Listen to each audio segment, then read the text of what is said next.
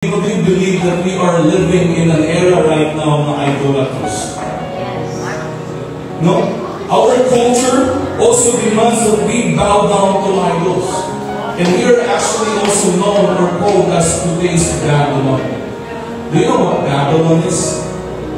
Babylon is actually, no, not an ancient country, but it is an opponent to God. We live in these evil times already. We live in this time wherein a lot of people bow down to their own idols. God is a jealous God. That's why the wrath of God here in chapter 20, Exodus 4 to 5, comes on the idol because He is a jealous God. But notice this.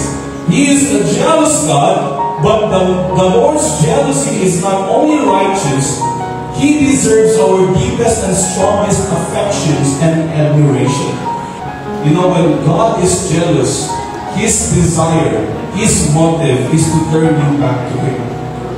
The Lord knows that in your life, you don't need anything. The only one that you need is God.